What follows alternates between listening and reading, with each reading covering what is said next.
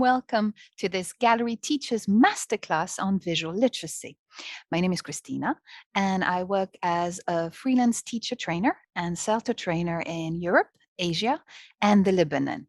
I'm also a university lecturer and a Cambridge examiner. In today's presentation, we'll look at what exactly is visual literacy? What is it comprised of? Why is visual literacy so important in today's world? And how can we develop it in our students? Let's first look at how you already use visual texts in your lessons. As a teacher, have you done any of the following? Let's say in the last week or on your last course.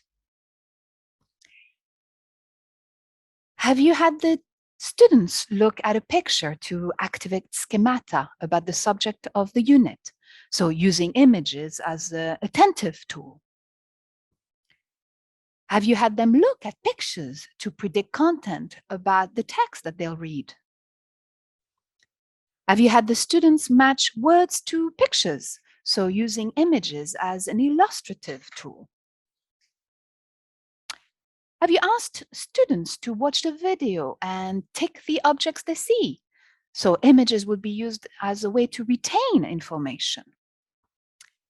Have you used timelines to elicit the meaning of tenses, for example, from students? So this would be a didactic tool. Or have you used a map to ask students to get from A to B? So images as a supportive tool. Of course, using images in teaching is nothing new. Teachers have been employing images in a plethora of ways to aid teaching for many years now. But however, in this century, as the information that the students receive in English increasingly come through a complex combination of text and image, it's essential that students learn how to process not only words, but also pictures. They need to become visually literate. So what is visual literacy exactly? Now, take your average student, Max. First thing they do when waking up is check their Instagram account to see what they missed when they're sleeping, while they were sleeping. Now, they follow the latest influencer, of course, and they love her latest pictures taken on holidays. Max looks at all the details. And then that gave Max a great idea for a meme. Jumping from their bed, Max opens their computer, starts looking for the perfect picture, found it, add the text, and voila. That's visual literacy. So not only is it the ability to understand the visual images, like the picture posted by the influencer, but also the ability to produce and use visual text as a means of expression, of production, as a means of expression and communication. It is important, though, to remember when talking about visual literacy that visual texts, visual images, there's a plethora of them. It could be a picture as one of them. It could also be a film. Could be a painting or a video game. Could be, like we discussed, memes, cell phone wallpapers, just to name but a few. So why is visual literacy so important, especially in today's world? Much of the information that comes at our students nowadays is a combination of both written text and images. The nature of today's world has made visual literacy essential because of that. So it is essential and a critical part of our job as teachers to enable our students to be fully equipped to process that information and in all its form, in all its modalities. There are other benefits derived from improving visual literacy. One of them being that humans are visually oriented and images do have a very powerful impact on us. The history of art is proof to that. Is nowadays it is important for students and as to know how to create those powerful images in order to communicate effectively, as it has become, images have become a part of our communication. Another benefit is that visual information is much more memorable. Pairing text with images is one of the most effective ways to encourage information, to make that very important jump from limited short term memory to the more powerful long term memory. Studies have shown that we retain approximately around 65% of the information when it's presented visually, compared to only 10 to 20% of written and spoken information. Another reason why visual literacy is so important is that visual information is transferred faster. Information presented visually is processed extremely quickly by the brain, even if the images are only appear for a mere 13 milliseconds, the brain is able to see them. So this is something that our students should take advantage of. It also helps students communicate with the world around them. In a fast-moving world, where with ever increasing diagnosis of attention deficit disorders, we increasingly rely on images to quickly convey meaning. And we need to be able to develop that skill in our students. Visual literacy also enriches understanding. Images greatly enrich students' understanding of a text and of other media. But in order for them, for those students to be able to interact with those deeper levels of meaning, students must have the necessary skills to access those depths. As teachers, we wouldn't be fully doing our jobs if we didn't provide them with those skills. Another one, finally, we get to talk about enjoyment. It does increase enjoyment.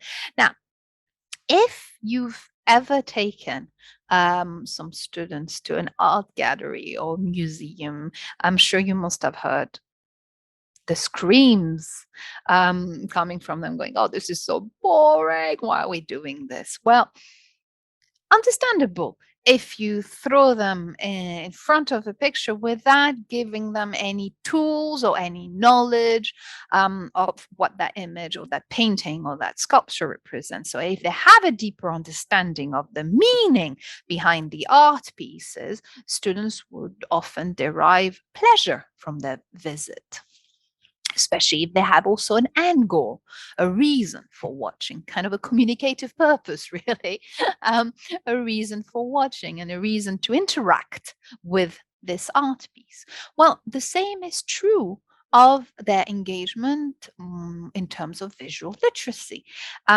As informed readers of images in a range of modalities, students will open up to an exciting dimension of shape, color, texture, vectors. So we need to give them the tools to enjoy these images. Another one is that it creates more educated image readers. I know it has become a bit of a buzzword, but fake news is everywhere, and our students are not immune to it. They are surrounded by it. They are surrounded by ceaseless advertising. We have a duty as teachers to educate our students on how to become informed viewers of the world around them. including all the media that they engage with, whether it be Facebook posts that states some unbelievable story with images to support that point. So, through the meaning of visual literacy, we can help our students understand the different ways that the images they consume can be used to manipulate their emotions and persuade them to act in a given way. So, by allowing them to understand how they can or how the images can manipulate them, they become more educated image readers and therefore less likely to maybe be taken in by those images. Finally, it supports EAL learners. The use of images in classrooms can be obviously of great benefits to students who come from non-English speaking backgrounds. These students try to travel the road to fluency in English, and these images can provide an effective bridge in the learning process.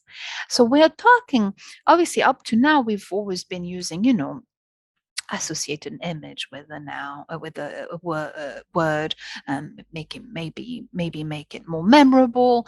Hopefully they'll store that information better for longer, we hope anyway. But we can take this further through the creation of images by the students themselves.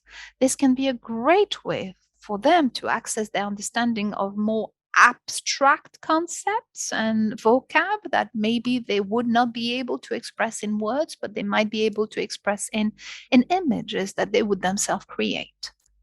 How can we help develop this in our students? Remember, visual literacy is both the ability to understand visual text and the ability to create and use visual text as a mean of communication expression. So first, we're going to look at the way we can develop in our students the ability to understand visual text, visual images. How can we do that? Well, by making our learners familiar with what is called the VLCs, which are the visual literacy clues. That will give them a method, of approaching any image with a view to decoding its meaning. So the VLCs are subject matter, colors, angles, symbols, vectors, lighting, gaze, gestures, and shapes. All these categories provide an approach to examining the details of various aspects of the image that they are trying to read. And they are very useful for our next activity, which you can actually do in the classroom. It is called zooming out. It's quite easy to set up and to do in your classroom, and it does help learners to decode the images using those clues. So now look at this picture. What do you see and why? Use the clues to describe the image and try to guess what it is. What do you think is outside of the frame of the picture? When I zoom out, what do you think you'll see? And now, what do you think this is? Ask your students, where is it? What makes you think so? What do you think is outside the frame of this picture? When I zoom out, ask your students, what do you think you'll see? And now, who do you think this person is? And what makes you think so? Ask your students. Get them to think. Get them to use the VLCs. And now, ask them, now that they've seen everything, did you guess correctly? Was this okay? Were your predictions correct? And who do you think this person is? What makes you think so? And why was this photo taken? So after the students have had time to note what they can see in the image through the examination of the VLCs, it's now time to consider not only what they can see, but their emotional response to what they viewed. So we're looking at, how does it make you feel? What is the image trying to tell us? You can use the VLCs again to give and to ask your students to give a more in-depth explanation, for example, and an analysis, for example, for color here. How is color used in the image? What effects do the colors chosen have on the viewer? You can also go into gesture. What type of gesture is the character doing, giving? What is communicated by that gesture? Another way to develop this ability and also to go into critical thinking about a visual text is an activity called write a caption. So you give out single photograph, for example, this one, to the class without a caption. The students need to closely examine the photograph. They can do it individually, small groups. Then they write a caption to accompany the photograph. Then they compare with each other before you can, if you want, reveal the true nature of the photograph. If your students need more help, obviously remind them of the AVLCs, but you can also provide them some supporting questions prior to them writing the captions, such as, are there any clues to when it was taken? What was happening at this time? Are there any clues to where? Why it was taken or who took it? So this purpose, the purpose of this activity is to reveal to the students how open to interpretation a single image could be. Now, up to now, all the activities I've showed you were about the ability to understand the visual images, the visual text, using images for comprehension and for tasks that require critical thinking. So it treats basically right up to now, we've been treating the image as something that you read, that you respond to. But visual literacy is more than that. It's about developing the ability to write and create your own images. So let's see how.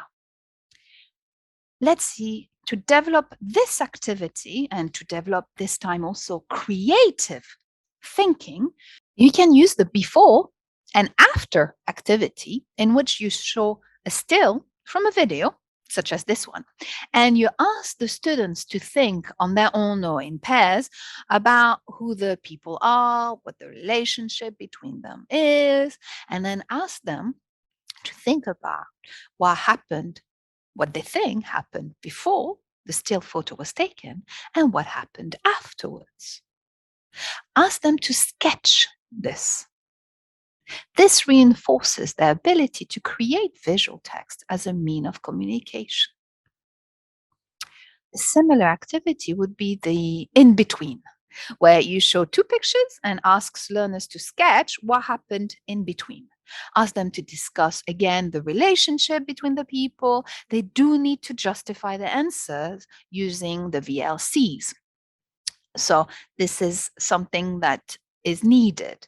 As with all the activities presented, the students also can be the one who finds, the students can be the ones that find the pictures. So you don't have to come with them and they bring it to class. Or you can also use pictures from your textbook. Developing this visual literacy in your students does not require new material and a lot of prep. You can use what is already available to you in your textbook.